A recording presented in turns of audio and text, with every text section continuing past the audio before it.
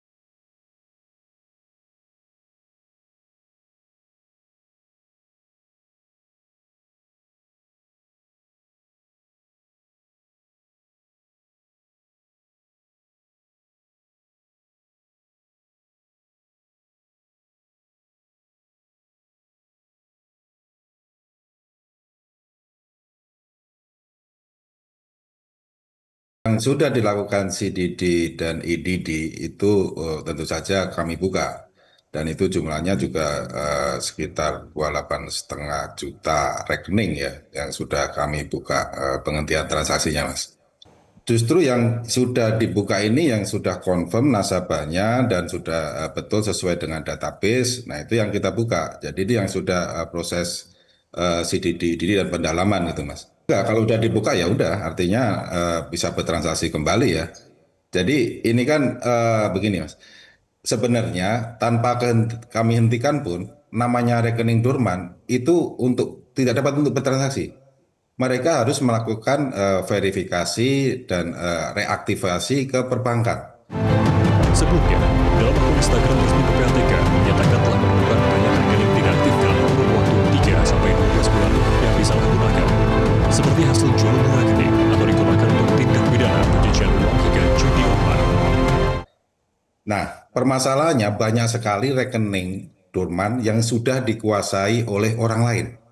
Nah, reaktivasi yang beberapa bank itu tinggal melalui apa istilahnya telepon, dicocokkan nama orang tua, langsung dibuka. Ada ini sudah dikuasai orang lain dan ini langsung untuk menampung dana tindak pidana.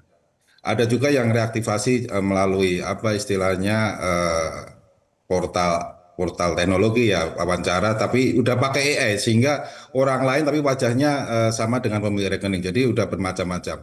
Nah, ini yang kami identifikasi seperti itu. Meski PPATK telah membuka kembali puluhan juta rekening dorman, Koordinator Masyarakat Anti Korupsi Boyamin Saiman menilai langkah PPATK memblokir rekening-rekening tidak aktif karena khawatir disalahgunakan untuk tindak pidana menunjukkan kemalasan PPATK. Tidak boleh PPATK menjadi pemalas gitu. Nah, kalau versi saya dalam melakukan blokir terhadap rekening dorman ini pemalas gitu. Karena apa? Mestinya kan yang diblokir itu ya dicari yang hasil judi, yang diduga prostitusi, narkoba, atau pencucian uang yang lain begitu. Yang justru itu yang dikejar, diblokir beneran, disita, diserahkan penegak hukum sampai bisa disita. Kan sebenarnya harusnya di situ gitu. Jangan kemudian cari mudahnya kemudian memblokir dorman gitu kan, dan rekening-rekening gitu. Saya menyayangkan itu sebenarnya, terus terang aja. Karena ini versi saya malah kesannya PPATK hantam krom aja. Oh, ini dorman kemudian dianggap lebih mudahnya udah blokir dulu aja biar orang. Tapi kan betul dikatakan oleh masyarakat komplain. Betul bahwa tidak dirugikan, tidak kurangi Rp1 pun. Tapi masyarakat kan menjadi repot. Mau menggunakan menjadi nggak bisa. Kritik juga datang dari anggota DPR RI. Anggota Komisi 11 DPR, Melkias Markus Mekeng meminta PPATK untuk tidak melakukan tugas di luar wewenangnya. Ia menilai PPATK telah kebablasan. Ya, yang pertama PPATK harus punya landasan hukum yang kuat bahwa dia mengatur penggunaan uang pribadi orang. Menurut saya itu agak masuk terlalu jauh ke dalam ranah tersebut. Bagi orang